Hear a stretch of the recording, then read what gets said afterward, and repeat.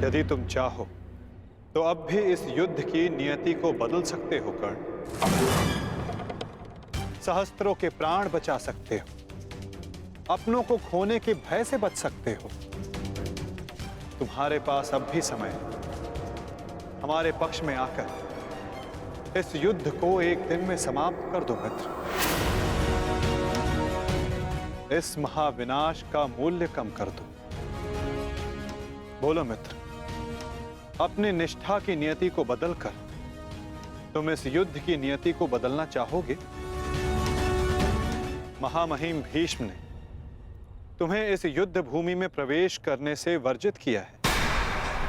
यही अवसर है मित्र, अपने भ्राताओं के साथ मिलकर धर्म के लिए युद्ध करके इसे समाप्त कर दो।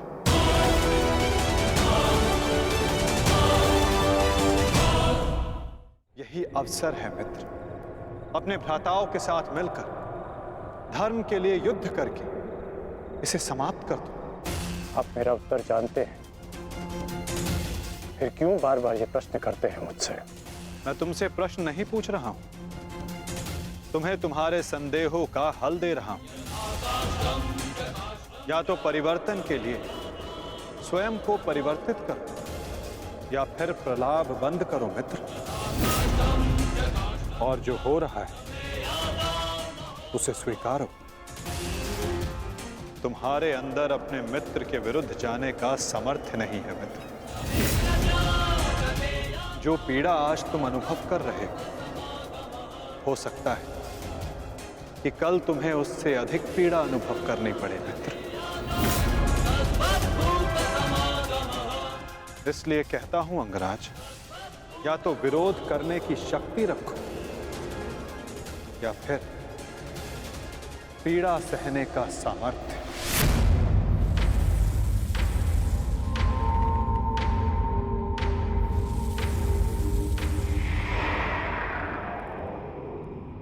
एक बात और थी मित्र, सोचा कि तुम्हें उसका ज्ञात होना चाहिए। आज मैंने अर्जुन को महाज्ञान दिया, उसे अपने विश्व रूप के दर्शन करवाए।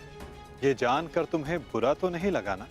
कहीं तुम फिर से ये तो नहीं सोच रहे कि मैं पक्षपाती हूं? आप पक्षपाती तब होते जब आप अर्जुन को अपना विराट रूप नहीं दिखाते। आपने मुझे अपने विराट रूप का साक्षी बनने की अनुमति दी। मुझे पूर्ण विश्वास था केशव कि एक ना एक दिन आप अर्जुन को अपना विराट रूप अवश्य दिखाएंगे। आपको लेकर किसी और के मन में शंका हो सकती है,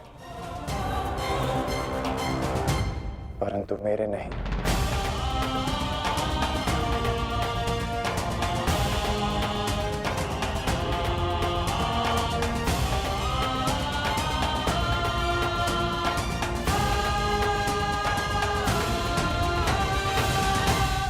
एक दिन आपने मुझे पाषाण और मोरपंख होने का अर्थ समझाया था। हर पहेली का उत्तर हमारे चयन में होता है अंगराज। इस पाषाण खंड की भांति, जो ना अपना चुना हुआ मार्ग बदलता है और ना ही अपने विचार। और दूसरा मार्ग वासुदेव, जो इस मोरपंख की भांति होते हैं, वे अपने आप को ईश्वर की इच्छा के हाथों ऐसे समर्पित कर देते हैं जैसे इसने स्वयं को वायु को समर्पित किया। मैं आज भी पाषाण हूं और अर्जुन आज भी वही मोरपंख। वो मोरपंख जिसे आपको अपने मस्तक पर धारण करना ही था। ये मेरा प्रारब्ध है कि मैंने पाषाण होना चुना है।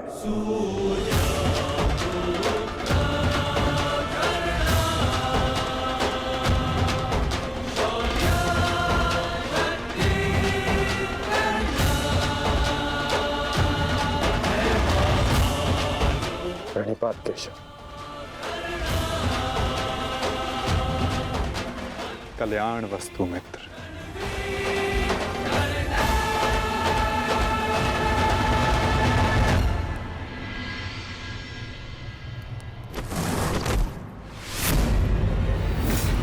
युद्ध का पहला दिन कौरवों के नाम रहा। ये पांडव सेना के युद्ध बंदी ज्येष्ठ, हम इन्हें अपना दास बना लेते हैं। और मुझे पूर्ण विश्वास है कि अंतिम विजय भी हमारी ही होगी। उत्सव का आनंद लो। राजकुमार दुर्योधन की जय! राजकुमार दुर्योधन की जय! अरे मित्र, आओ आओ मित्र।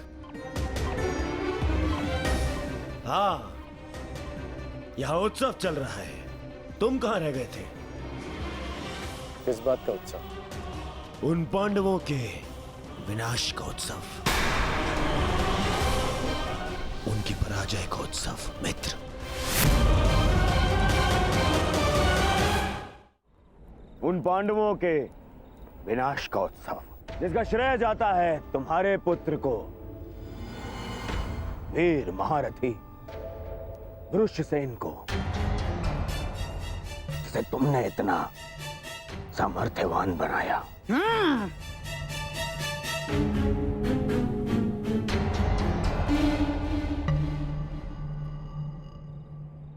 ये तो अवश्य उत्सव बनाने की बात है। आज तो मैं भी मदिरा पान करूंगा। मामा श्री, तुम भी मदिरा पान करोगे? लो, ये लो।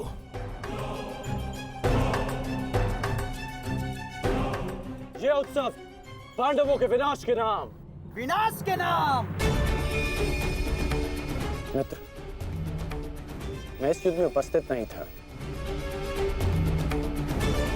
क्या तुम मुझे बता सकते हो कि पांडवों की सेना में कितने हताहत हुए? पूरी एक औक्षणी सेना और साथ साथ उस मूर्ख बालक उत्तर का भी अंत किया आज हमने।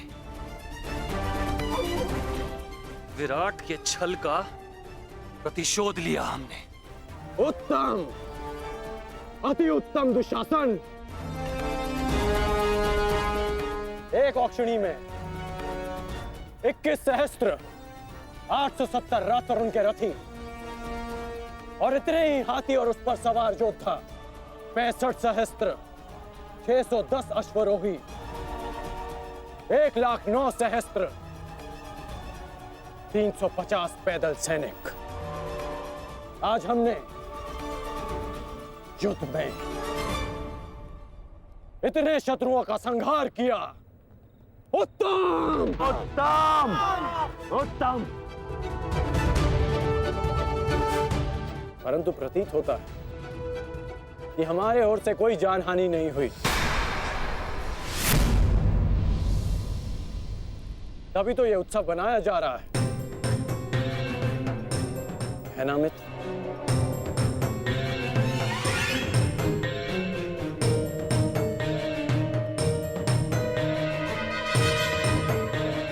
नहीं मित्र, हमारी ओर भी लगभग आधी अक्षौणी सेना की हानि हुई है।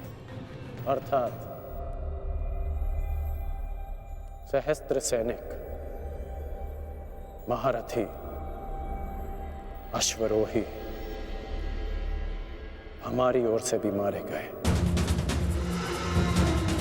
अब इनके परिवार का ध्यान रखने वाला कोई नहीं रहा। इनके वृद्ध माता पिता, विधवा स्त्रियों, अनाथ बच्चों की रक्षा करने वाला कोई नहीं बचा। ये तो अवश्य उत्सव बनाने की बात है। उत्सव!